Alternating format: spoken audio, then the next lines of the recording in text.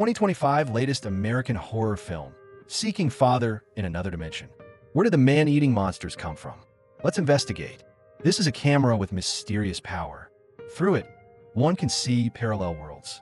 Even pressing the shutter can transport photographed creatures to their corresponding parallel worlds. But danger lurks within. A terrifying monster inhabits the parallel world. Using the camera risks bringing the monster back, potentially destroying both worlds. The story begins. A man with a shoulder injury sprints desperately, as if pursued by a horror. Finally reaching a forest, he crouches under a tree, pulls out a camera, removes something from it. A glow instantly appears nearby. The monster vanishes, but the man soon dies. 1 month later, girl Kelly stands in the same forest. The injured man was her father, now missing for a month. She misses him deeply. Strangely, Kelly's mother plans to move, selling their house, ignoring her missing husband. This place haunts the mother with grief. Yet Kelly grieves too, though Kelly resists moving, fearing her father won't find him. Her mother insists firmly, but Kelly can't bear leaving. Too many memories of her father remain. Mother and daughter clash. They slowly pack belongings. Like ants relocating, Kelly returns to the house to pack. Her mother organizes items downstairs. Kelly enters the second floor to pack her father's study, searching for keepsakes. Opening the door, she senses something strange, not entering for ages. The study's walls are covered with bizarre drawings, including grotesque monster sketches and chaotic research notes. Seeing the disarray, Kelly recalls her father's recent odd behavior. He seemed obsessed with research. Once he told Kelly, "Parallel worlds have alternate versions of us." He drew a triangle on her hand, calling it the universe's most stable shape. Back then, Kelly focused on school and didn't question it.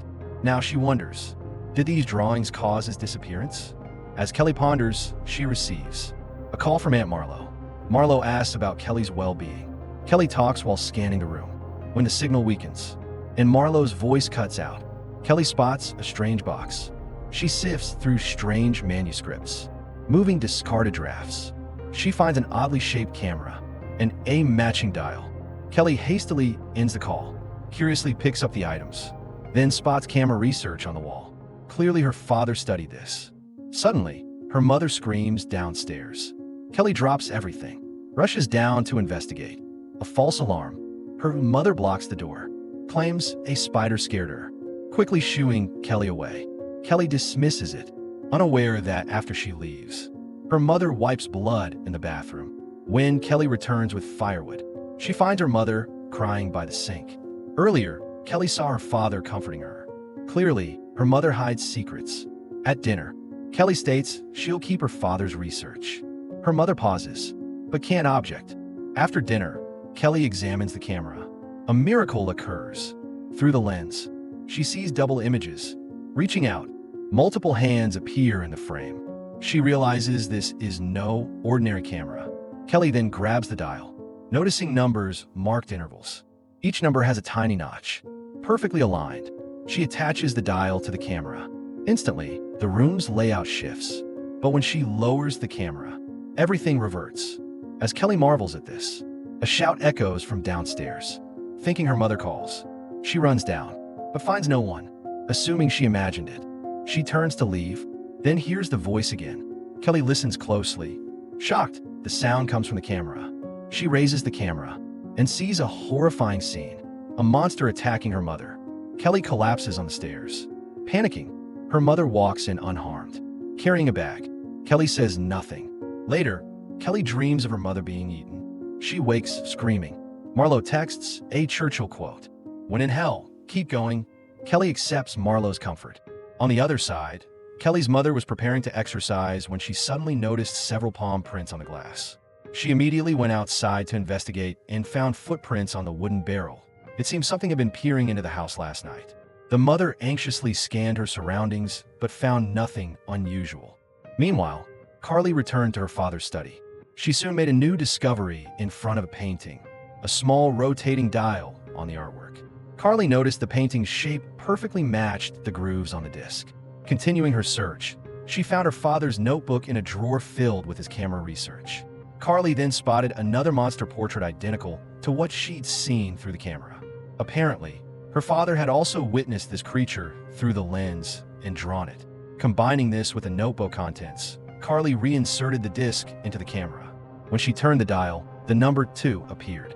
Peering through the viewfinder, she saw the room's decorations had changed again. Each rotation altered the camera's reality. Suddenly, Carly heard voices downstairs. She rushed to the living room with the camera and saw 3 ghostly figures of her family through the lens, apparently discussing some monster. As she leaned closer, urgent knocking at the door startled her into dropping the camera. Aunt Mello had arrived with new clothes. "I was thinking you can always come stay with me. We can get you back in school." "I can't. She needs me." When Mello respected her choice and prepared to leave, she collided with the mother returning from town. Their argument about Carly's custody nearly erupted until Carly angrily intervened. Back in the study, Carly resumed examining the mysterious camera. She adjusted the dial just as her mother browsing online sensed distortion behind her. Turning around, she saw spatial warping while oblivious Carly kept looking through the lens, witnessing her mother's corpse and a monster again. Terrified, Carly desperately searched the notebook but found only preliminary research. That night, investigating strange noises, Carly crept downstairs to find her paranoid mother at the door. The overwhelmed mother secretly took pills and consulted doctors, convinced she was going mad. Meanwhile, Carly entered her father's backyard workshop through a triangle-marked hidden door. In this space where her father had taught her about folded parallel dimensions, she tested the camera again, nearly getting her mother killed. The panicked mother drew tarot cards and pulled the monster card, her heart racing. Simultaneously, Carly photographed a cockroach that instantly vanished, reappearing in the camera's world. A deafening crash echoed as the mother heard gongs. When she grabbed a knife to investigate, the monster materialized beside her. As the creature chased her upstairs, Carly heard distant shouts and yanked out the disc, making the monster vanish mid-pursuit. Staring at the empty living room, the shaken mother entered her husband's study and tore down wall documents containing the monster's image. Meanwhile, a man outside warned Carly about the camera's dangers while claiming her father still lived. When Carly cautiously peeked out, she saw an axe-wielding man declaring, "I'm helping you find your father." The man is named John. The reek he mentioned is a monster. Kelly half believes him. She asks how he knows. To her surprise, he reveals, the camera is a portal to parallel universes. Each empty slot on the dial corresponds to a different world. Activating the camera opens a gateway to that world. John learned this from Kelly's father. In a parallel world, before they can discuss further, Kelly spots white smoke at home. She rushes to investigate.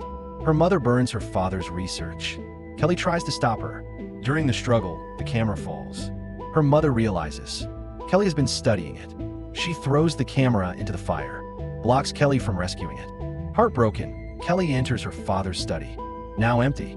Tears blur her vision. That night, she locks herself in her room, pretending to shut out her mother. Secretly, she sneaks out. She visits John's house, long abandoned. Suddenly, her mother appears, demanding, "Are you running away?" Kelly explains she's searching for someone. Frustrated by her mother's indifference, she explodes, accuses her mother of erasing her father. But her mother insists, "Your father won't return." Enraged, Kelly flees to her room. That night, Kelly awakens abruptly. The camera glows on her bed. John suddenly emerges, startling her. John states, "Nothing can destroy the camera. Lewis, the only person who might know how, is why John seeks him. He needs Kelly's help." In John's world, Reek killed his entire family. John survived only because Lewis, 5 protected him. This connects to the film's opening. Lewis, 5 trapped the monster by transporting it to another world via selfie. Though temporarily safe, if Reek breaks through, Kelly's world will fall too. Suddenly, her mother hears voices. In Kelly's room, she knocks fiercely. Kelly urges John to hide. Her mother enters, finds no one, leaves, convinced she's hallucinating. Unaware, Kelly slinks out. To meet John, they decide to find Lewis in other worlds. John teaches Kelly to use the camera. "If we're not touching when the shutter clicks, I'll be sent alone." The camera activates. They vanish. Meanwhile, light glows in her mother's house. Kelly and John materialize in thick fog. They arrive in World 4, but Kelly's home lies in ruins. John growls. This looks like World 5 after its collapse. Kelly is confused. John simplifies. Gateways are walls between worlds. They block Reek. The camera tears these walls, letting us see or move between worlds. But too many tears destroy the walls. Without them, Reek invades. Everything dies. They search for Lewis. No trace. As Kelly focuses, Reek attacks without warning. John grabs her, activates the camera just in time. Now they know Lewis isn't in World 1, World 4, or World 5. In World 5, Lewis, 5 found a camera, became obsessed, damaged the gateway. Reek ambushed him. He told John everything, but continued researching despite risks. World 5 fell. John and Lewis, 5 fled. Lewis, 5 sought help from other selves. He found Kelly's father. Lewis 1. Lewis 1 listened, frowned deeply. Then, Lewis, 5 forcibly sent Lewis 1 away. So that's how you know he's alive. Because you stood there, while he sent my dad away to be killed. Lewis said that your dad would be safe. And he said that we'd go get him. Yeah, I saw how safe that world was. Kelly fumes. Threatens John. Stop following me, or I'll send you back to the World House. Meanwhile, Kelly's mother discovers her missing. Panics, searches with Marlo. Finds Kelly at John's house. Kelly tries to prove her father's alive, but the dial is lost. Marlo dismisses it, drags Kelly home. Her mother wavers, having seen proof. Kelly sends Marlo away, prepares to search with her mother. John reappears, insists, I'm not evil, reveals he has the dial. Reluctantly, Kelly lets him join. The 3 arm themselves, activate the camera, enter World 3, sneak into a house. Lewis 3's family ambushes them, stunned by their appearance. The family listens to John's story, but Lewis 3, a mad scientist, aims a shotgun at Kelly. Hand over the camera.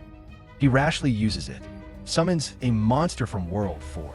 Lewis 3's family is slaughtered. John grabs the camera, tries to save Kelly and her mother, but the monster lunges. Chaos. Kelly, her mother, and the monster are teleported to World 5. Kelly surveys the ruined house. John said World 5's gateway collapsed. Her mother spots a triangle on glass. Her father's clue. A growl echoes. Kelly tests with an apple. The growl intensifies. They spot corpses scream. Her mother shoves Kelly. Run. The monster flings her aside. As death looms, the monster vanishes. Kelly turns. Her father, missing for months, stands there. Reunited. Lewis 1 explains. After escaping, he hid in World 5. Now, they must retrieve the camera to leave. At dawn, Lewis devises a plan. He distracts Reek. Kelly and her mother infiltrate the house. Lewis lures Reek out. Kelly finds the camera in the study. In this world's dead Kelly. They teleport to World 3, find John's corpse. Grieving but hurried, they regroup with Lewis. Activate the camera. Escape to their original world. Marlo visits shocked. You're alive, as the family celebrates. A colossal light tears the sky. Reek's silhouette emerges. The frequent use of the camera created spatial temporal ripples across parallel universes. As monsters threatened to breach the dimensional barrier, Lewis urgently urged everyone to flee. The moment they scrambled into their car, the monster lunged toward them. At the critical moment, Kelly suddenly remembered something. She grabbed the camera and bolted from the vehicle, drawing the monster's pursuit. Tripped while fleeing, Kelly aimed the camera at Rake just before impact. The unprepared monster vanished into another dimension. The family chose to remain in the house.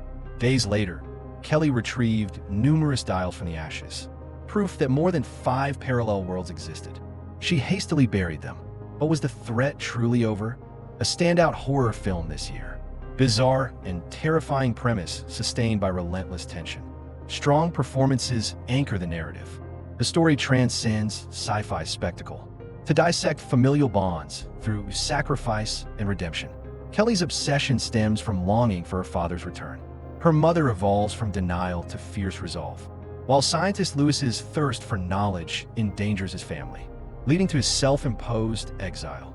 Recurring triangular motifs symbolize cosmic stability, while mirroring the family's fragile yet reforming dynamic. Only through united confrontation does their bond become an unbreakable shield against darkness.